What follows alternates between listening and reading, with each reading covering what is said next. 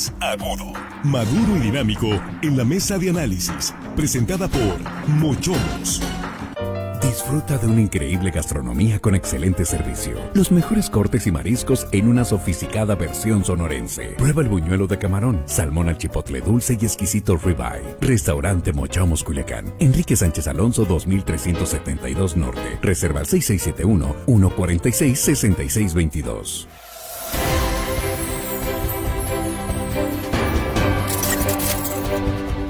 Estamos ya en la mesa de análisis de Línea Directa. Pues hemos estado hablando del huracán Lidia, que ya está en la costa, ya está en tierra desde hace ya 2 horas exactamente. Tocó tierra en la costa de Jalisco, se fue cargando más al sur y se salvaron en la zona turística de Vallarta. Pasará como a 120 kilómetros de Vallarta, pero en un momento vamos a actualizar esta información. Estamos hablando de desastres naturales y también vamos a hablar de cómo deben o cómo podrán enfrentar los estados y municipios afectados con estos desastres naturales, los costos que implica, sobre todo los costos de reparación de daños, de dónde los recursos, cómo tienen que hacer esta gestión ante el gobierno federal. Es parte de lo que ahora pues tendrá que ir resolviendo Jalisco, porque le va a tocar ahí hacer en las próximas horas el recuento de los daños para empezar. Y bueno, permítanme saludar en la mesa a los compañeros. Jesús Rojas, buenas noches, Jesús. ¿Qué tal, Víctor? Buenas noches a los compañeros y buenas noches al auditorio. Sí, se fue de rumbo esta Lidia que fue cambiando, Víctor. Y ya ves, llegó. Primero se regresó, ya iba de salida. Sí. Era tormenta tropical y se regresó. Las aguas más calientes fueron jalando hacia el sur. Así es, efectivamente. No, lo que dice Juan Espinosa, yo escucho, pongo mucha atención. Le has aprendido mucho a Juan Espinosa. Saludos al doctor Juan Espinosa Luna. Y aquí estamos con otro Juan. Juan Ordorica, ¿cómo estás? Bienvenido. Buenas noches. Muy buenas noches, Víctor, de la mesa, amigos de la producción. Y hello, estimado audiencia que nos escuchen hoy martes, casi viernes, medio lluvioso. Saludos. Así es. Armando Ojeda, ¿cómo estás? Buenas noches. Muy bien, amigo Víctor Torres, es un gusto estar en la mesa aquí. Jesús efectivamente así se ha convertido en un experto en este tema. Bueno, así lo dijo Juan Espinosa. Es que yo escucho a Juan Espinosa y me pongo mucha atención cuando los expertos hablan para aprenderles algo. Sí, por eso te digo, le has aprendido mucho al meteorólogo Juan Espinosa. Bueno, mucho hay que aprender también lo que se refiere a la gestión desde los gobiernos municipales y gobiernos estatales. Sinaloa no escapa al riesgo de un desastre natural. De hecho, nos ha pasado aquí rozando los huracanes. No hemos tenido hasta ahora una situación de emergencia, pero sí la tiene Jalisco ya. En estos momentos el huracán está en tierra y está provocando daños. Lo que sigue es cómo enfrentar, de dónde los recursos para enfrentar todo esto que implica daños millonarios, sin duda, en infraestructura. Ojalá que no haya pérdidas humanas, que es lo más importante que hay que resguardar, Jesús, pero todo lo demás, caminos, carreteras, escuelas, viviendas, ¿no? Sí, yo creo que es muy importante lo que comentas. Lo primero en una emergencia es salvaguardar la vida de las personas como punto prioritario, ¿no? De todas las personas que están ahí.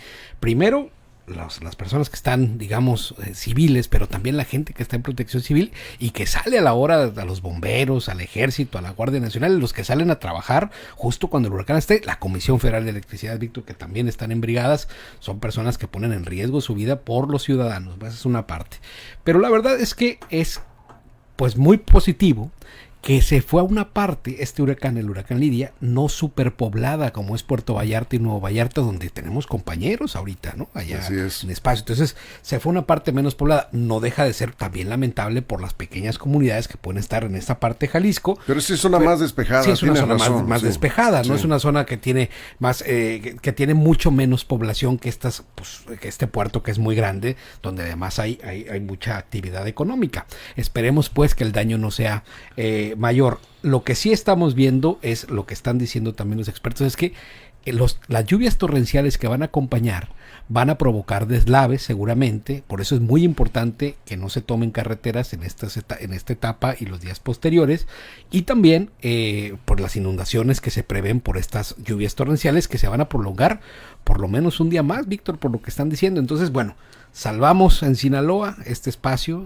se estuvo oportunamente informando, luego se dijo que en Nayarit y al final terminó en Jalisco, pero es precisamente por el cambio que fue dando, ¿no? A estribor y estribor y estribor hasta que llegó a este punto del país en donde está siendo afectado. En este momento está impactando, Víctor. Efectivamente, bueno, Juan, permítame, nos están preguntando muchos si habrá clases mañana. La respuesta que nos dio Protección Civil es que como hay pronóstico de lluvias, incluso lo confirmó esta tarde el Servicio Meteorológico Nacional, puede haber desprendimientos nubosos, formación de tormentas. De hecho, estaba revisando, nos envió Alma Aguirre actualizado el reporte del Servicio Meteorológico Nacional. Hay pronóstico de chubascos dispersos incluso para el norte de Sinaloa, en donde hoy se presentaron lluvias moderadas, ligeras a moderadas. Cabe la posibilidad. Van a observar toda esta noche el comportamiento de las lluvias y mañana muy temprano, y ahí está el mapa del tiempo significativo. Mira, Juan. La mitad del estado. Sí. Sí, es lo que Y si vemos hacia el norte, la parte más alta, digamos, el mapa de Sinaloa dentro de la República Mexicana, esas, digamos, manchitas negras que se observan, negro con amarillo, son chubascos dispersos. Y los vientos también, que esos vientos con tormentas eléctricas podrían presentarse, vientos de 40 a 60 kilómetros por hora en algunos puntos del estado. Eso es lo que está pronosticado. Así está, digamos, el mapa del tiempo significativo. Hasta en la mañana sabremos. Hasta mañana en la mañana, muy temprano, estén ahí al pendiente. Nosotros les vamos a informar. Si es antes de las 6 que inicia línea directa, antes de las 6 de la mañana, en nuestras redes sociales se van a enterar inmediatamente en cuanto determinen si habrá clases o no, o en qué municipios sí y en qué municipios habrá inactividad escolar. Juan. Les traigo unos datos de cuánto cuesta un huracán. Cuánto termina costando un huracán. A ver. Y traigo el dato de los 5 que más han costado a México, ¿no? Pero Sí. muchos de ellos han pegado en Sinaloa. En el lugar 5 está el huracán Manuel, que nos costó $332 millones. Todos son millones de dólares, ¿no?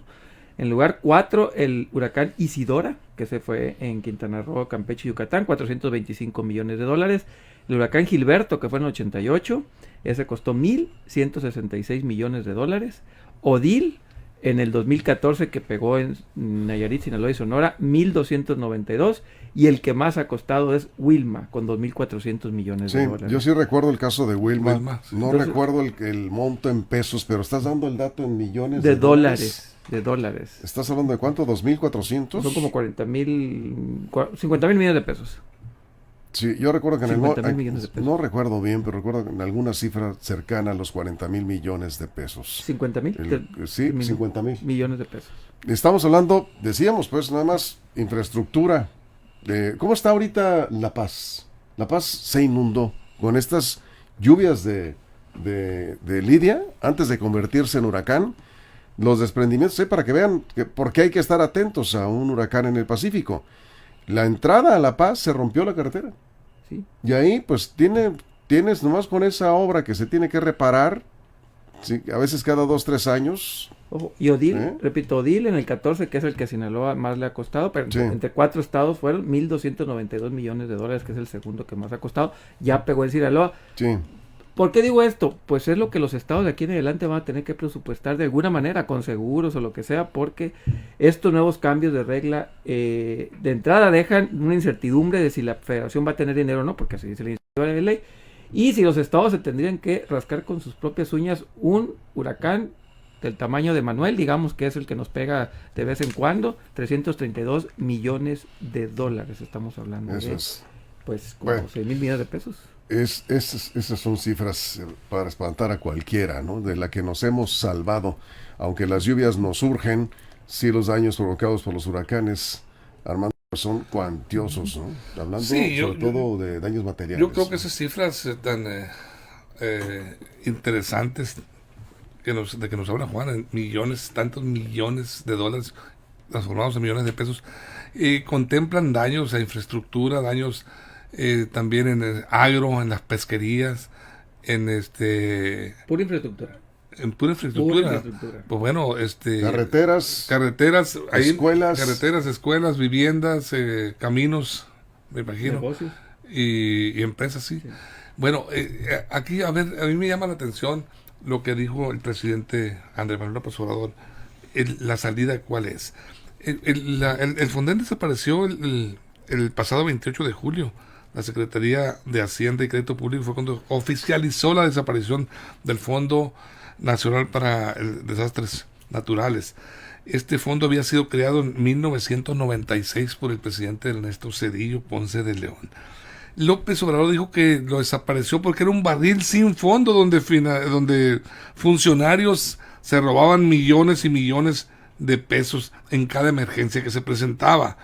Desaparecieron, dice el Fonden, para desaparecer la corrupción. Eso es una palabra del presidente. Pero dice él que está su gobierno atendiendo a damnificados mejor que nunca. Ya no seremos la caja chica del gobierno, dice. El gobierno ya no será la caja chica de estos desastres. Bueno, ahora, el presidente lo que dice, donde me llama la atención a mí, dice el presidente que ahora, en lo subsecuente, cuando haya desastres, se va a recurrir a censos directos en los hogares, que ya ha ocurrido, y puso ejemplo unas inundaciones que hubo en Veracruz y Tabasco fuertes, en donde dice, les llevamos despensas y enseres domésticos a los damnificados. Un enser y una despensa dista mucho de esas cifras catastróficas tan voluminosas de que habla Juan. No, pero ahí está hablando de infraestructura. Sí, por eso. Eso es en una inundación. Pero bueno, vámonos a un meteoro como de esta naturaleza, de ahora de categoría 4, o un sismo de magnitud 6, 7, y yo creo que ya no van a ser despensas ni enseres domésticos lo que van a necesitar la ciudadanía, los hogares. Van a necesitar la mano fuerte del gobierno federal y no sé qué otros organismos e instituciones para poder atender las demandas de estas emergencias. Bien, en este momento vamos a una pausa en radio. Estamos hablando precisamente del costo económico de daños materiales exclusivamente que nos dejan estos fenómenos naturales y cómo y por dónde tendrán que gestionar los gobiernos estatales. Jalisco tiene que irse preparando ya para los daños, estos recursos que se requieren. Es importante, por supuesto lo más importante son las vidas humanas, pero lo otro pues también lo tendremos que ver, porque hubo cambios, ya lo comentamos, hubo cambios en la desaparición del Fondo de Desastres Naturales, que era un robadero, ya lo hemos dicho aquí, cómo se enriquecieron gobernadores, presidentes municipales con el Fonden. Vamos a la pausa, nos quedamos sin comerciales en redes sociales, estamos en la mesa de análisis de Línea Directa y actualizamos el reporte de Lidia cuando estamos de regreso. Línea Directa, información de verdad. Línea Directa. Bien, Jesús, bueno, por un lado están los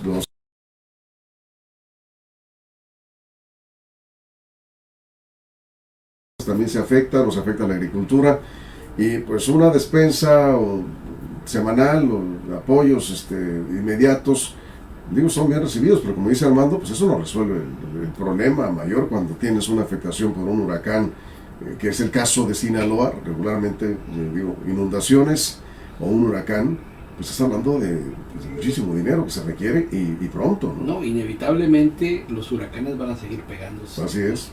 ¿No? Eternamente. Y los ¿no? sismos. Los sismos. Pero yo creo que también es bien importante estar analizando respecto a las familias que es consecuente. Una vez perdieron todo su patrimonio, vuelve a pegar el huracán otro. Entonces yo creo que hay puntos en donde la autoridad no solamente tiene que estar previendo pues sino ponerlos en zonas más seguras, ¿no? Porque definitivamente hay lugares en donde no se puede habitar por la condición sísmica o por la condición de inundación, y a veces eso pues complica muchas decisiones.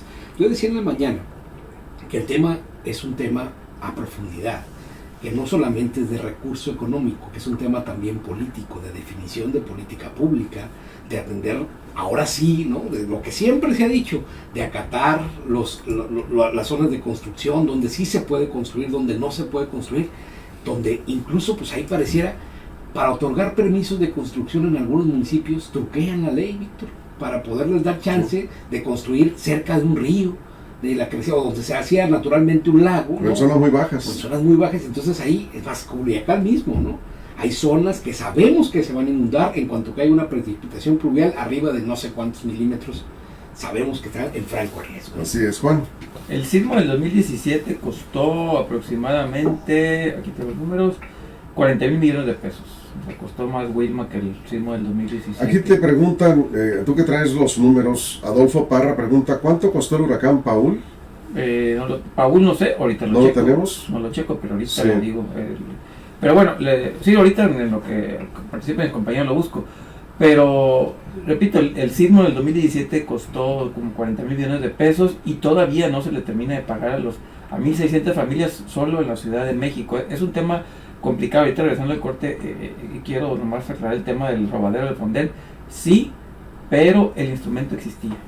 Y eso yo creo que es importante y ahorita aclararlo. Y ahorita me queda de tarea lo del huracán Paul, con gusto buscar. Eso es, Armando. Sí, yo comenté también, lo comentamos en este tema de mañana de pasada, pero yo decía, y lo reitero, el presidente de la República, qué bien que está abanderando una lucha fuerte, radical, según él lo plantea, en contra de la corrupción. Por eso ha desaparecido instituciones en donde había alto manoteo de dinero, se servían los funcionarios a más no poder, es cierto. Bueno, pero no era la institución la corrupta. Yo decía, insisto, son los funcionarios, los hombres de carne y hueso, esos son los corruptos. Si él está combatiendo la corrupción, desaigen, como dicen en el rancho, todos esos corruptos, fuera del gobierno y ponga gente responsable y honesta. Eso es, pero desaparecer la institución cuando es tan necesaria como el Fonden, como la financiera rural era tan necesaria en el agro, porque si había manoteo y se servían corruptos funcionarios, desaparecerla. Yo ahí es donde no concibo esa idea, no coincido tampoco con esa manera de destruir instituciones tan importantes para la vida pública, económica, social de los mexicanos. La corrupción ahí está, y bueno, qué bueno que se combata, pero combátala destituyendo y encarcelando personas que traicionen al gobierno, enriqueciéndose a costa de estos apoyos tan importantes para la gente necesitada. El del 2006 y el del 80.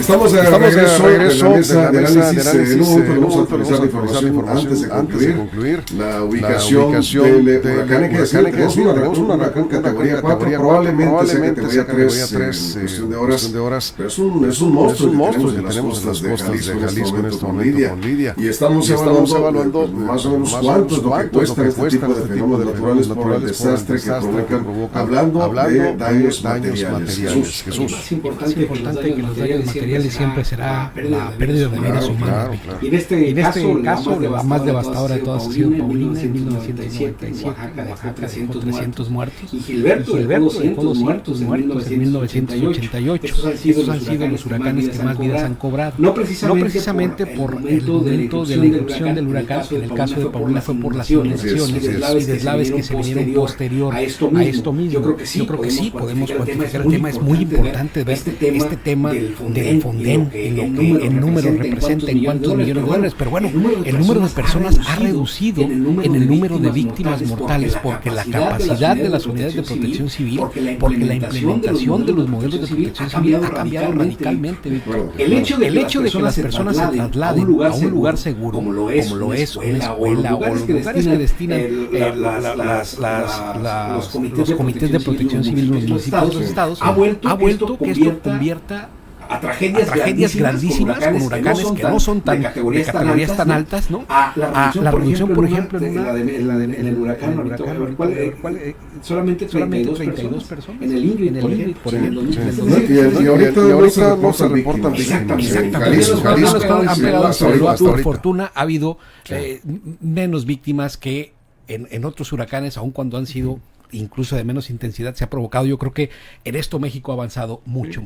Eso es, sí, Juan. Hace unos programas opinaba efectivamente de eso, de cómo sí hemos mejorado muchísimo en la prevención y que habíamos aprendido los mexicanos a entender, de pasar de estos números de muertos a tener pocos o menos de una decena de muertos por meteoro, pues es que avanzamos y le entendimos a esto de cómo protegernos.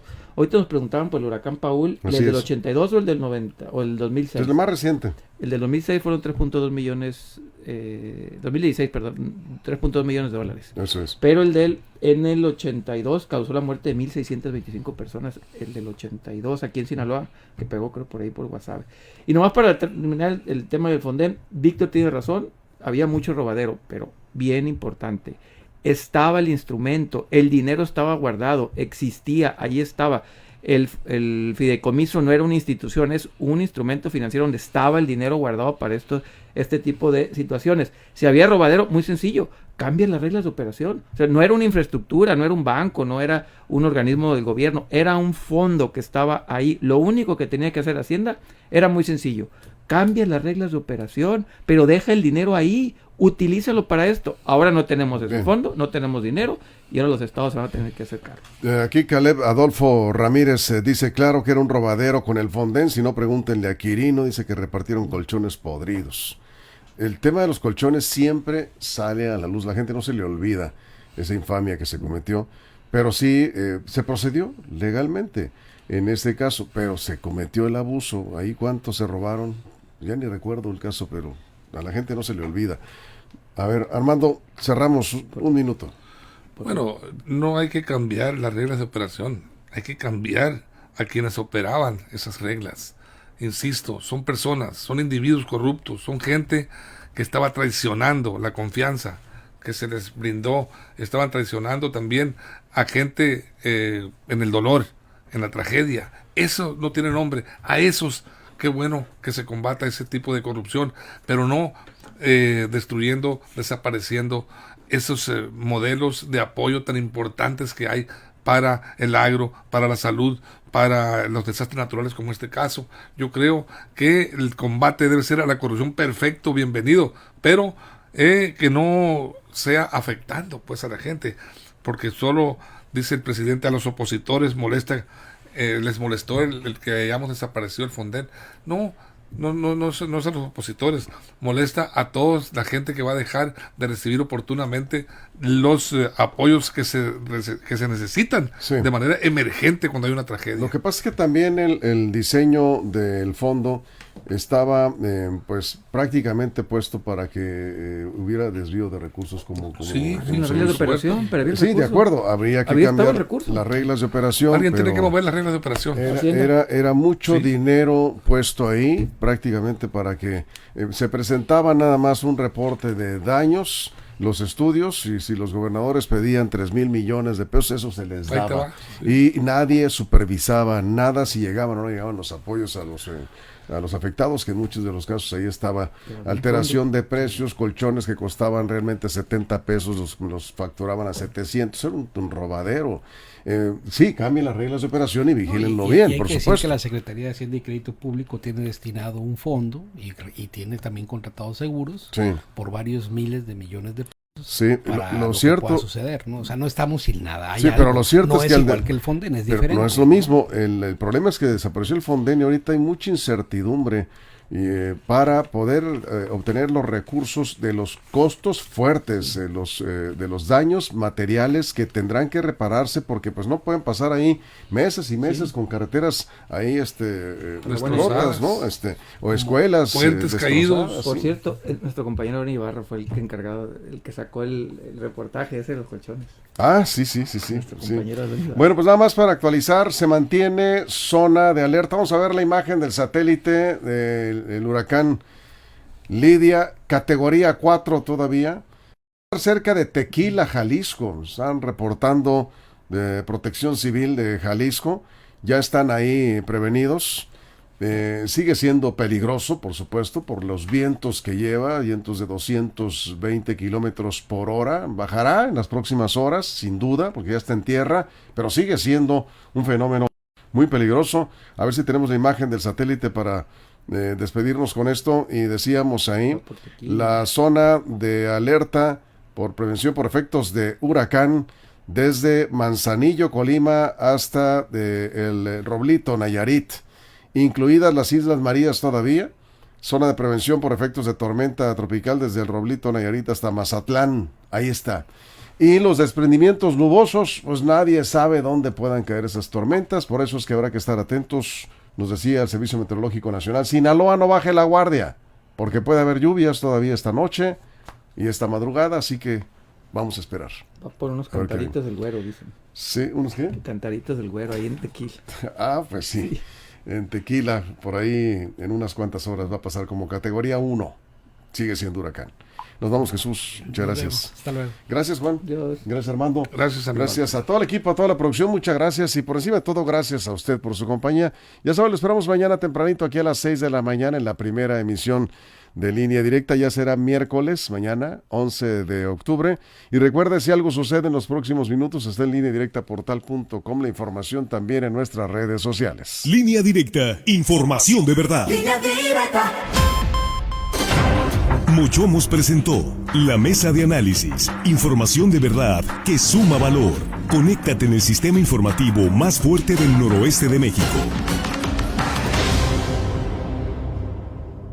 Esto fue Línea Directa, información de verdad con Víctor Torres. Información confiable con fuentes verificadas y seguras. Línea Directa, información de verdad con Víctor Torres. Esta es una producción de RSN, el grupo de comunicación más fuerte de Sinaloa. Línea Directa. El campo está evolucionando